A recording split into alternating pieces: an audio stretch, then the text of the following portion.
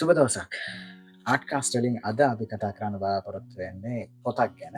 හැබැයි ඊට කලින් කියන්න ඕනේ ආට්කාස්ට් channel එකෙන් අපි කතා කරන්නේ හැමතිස්සෙම කලාව ගැන. විශේෂයෙන්ම ෆිල්ම්ස් ගැන, ටෙලිවිෂන් එක ගැන, ඩ්‍රාමාස් ගැන, තියේටර් ගැන, පොත් ගැන, බේසිකලි කලාව ගැන තමයි අපි මගේ අදහස වන කියන්න උත්සාහ කරන්න. ඉතින් ඒකට ඔගුලු එකඟ වෙනවනන් හෙමයි නැත්තා ඒත් ඔගොලන්ගේ අදහස් මම කියනයට වඩා වෙනස් අපි අපේ කමෙන්ට් ශෙක්ෂන් එකට ඇවිල්ල කමෙන්ට් අදදාන්න අපිට පොඩි සංවාදයක් ගොඩනගා ගන්න පුළුවන් එතරින් ඉතින් ඒත් එක්කම කියන්න ඕනේ හැමදාම බලද්දී අපි කලින් කරපු වීඩියෝසලට එක ලයිකයක් හරි වැටලා තියෙනවන එක වීවැක් හරි වැඩියලා තියෙනවන ඒවා මරුහෙන ආතල් අපි ඉතින් බලනවාවා ඉතින් ඔගලන්ට thank you very much අප බලනවාට අප ලයික් කරනවාට ඉස්සරහටත් අපිත් එක්ක විදිහටම එකතු වෙලා ඉන්න කියලා ආරාධනා කරන ගමන් අපි අද වැඩේට යමු.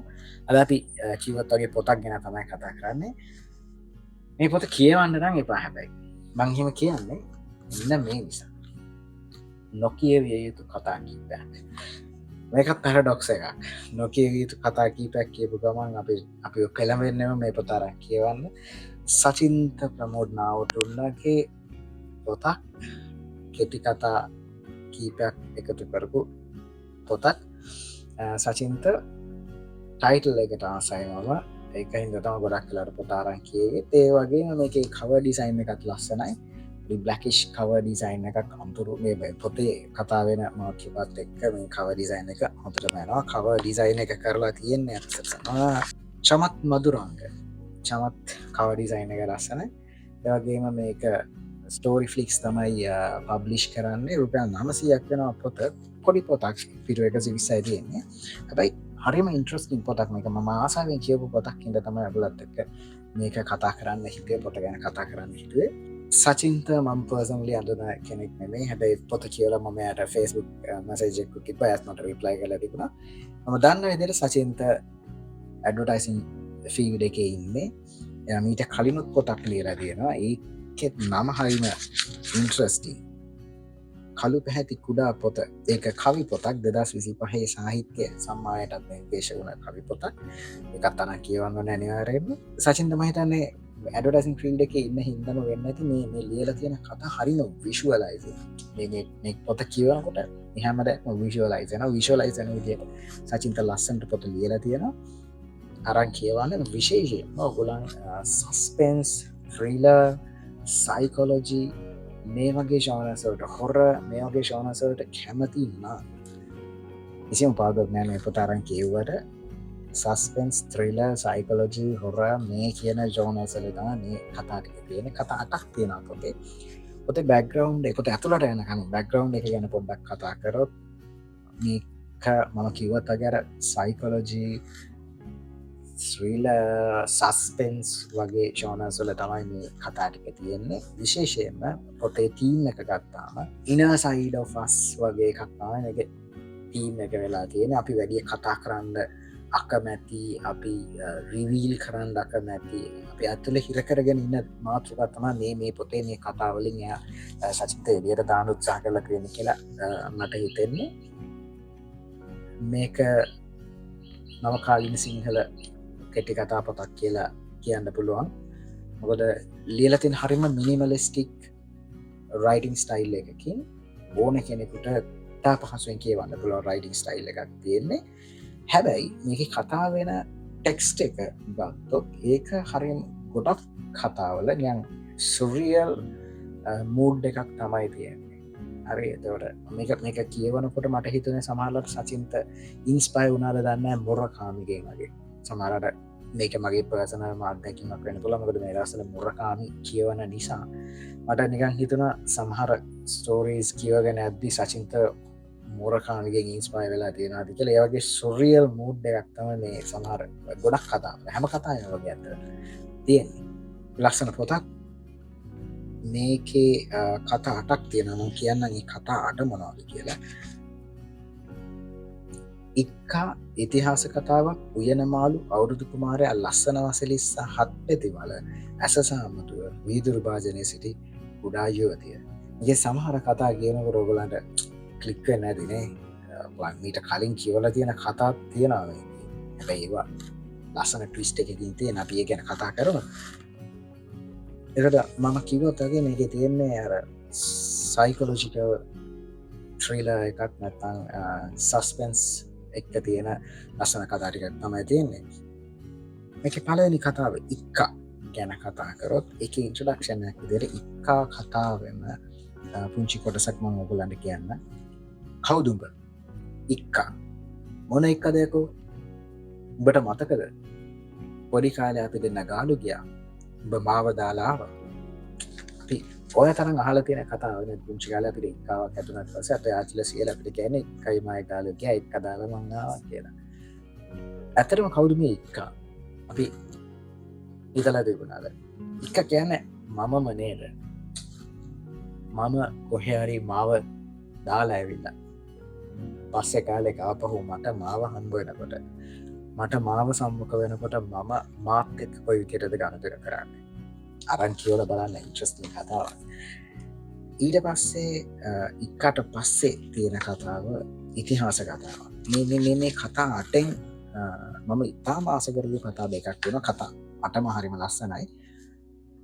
මම ඉතාම ආස කරපු කතා දෙකක් වෙනවා. එකෙන් එකක් තමයි ඉතිහාස කතාවක් කියනවා. ඒකේ පුංචි කොටසක් ඔයගොල්ලන්ට කියවන්න.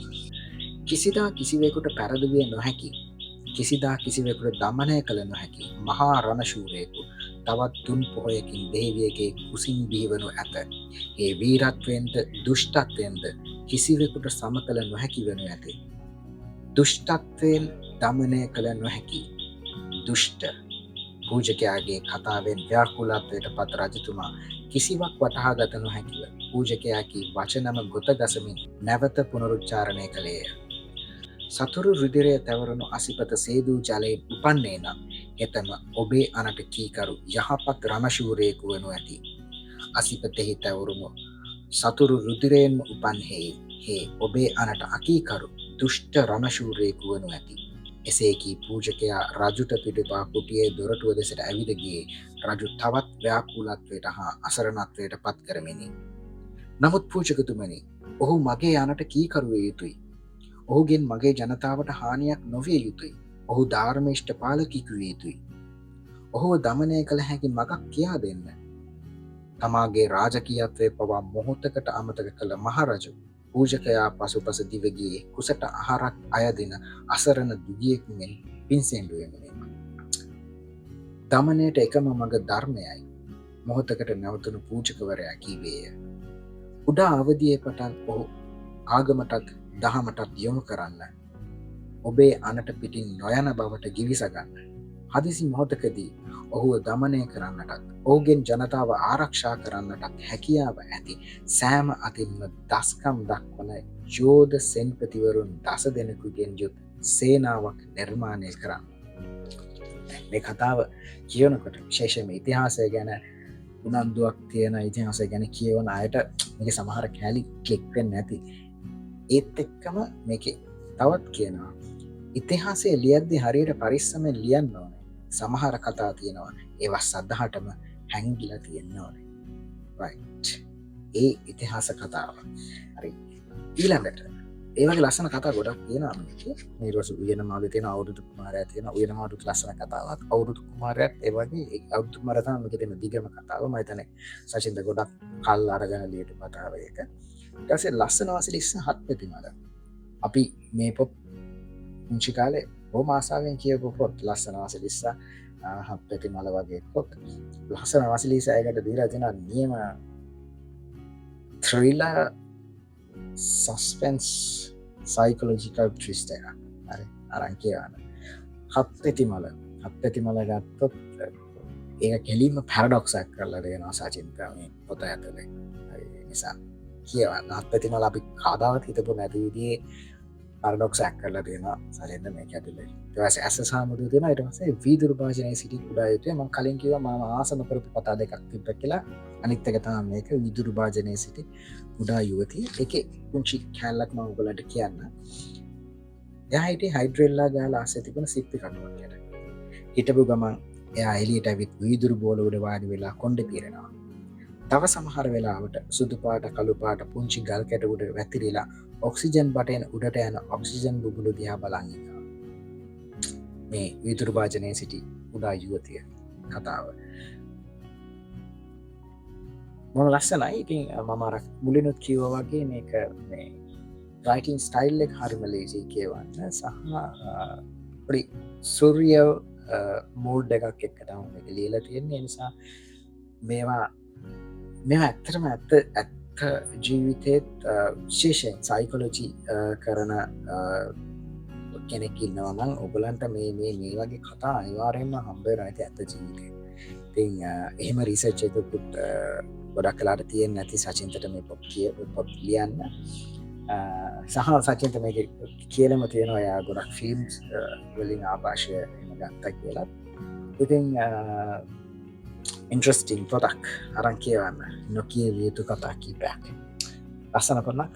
අපි මේ වගේම ඉන්ට්‍රස්ටිං මාතෘකාවක් අරගෙන අපිට සතියෙත් වෙනවා. ගොඩක් කලාට හිතාගෙන ඉන්නවා මියුසික් ගැන පුංචි ඉන්ට්‍රස්ටිං වීඩියෝ ක්ලිප් එකක් කරන්න පොඩි මියුසිකල් ටච් එකක් තියෙන එක. අපි බලමු ඊට වෙනස් වෙයි ගන්න නෑ. ලබන සතිය අනිවාර්යයෙන් වෙනවා. Thank you එකතු වෙනාට.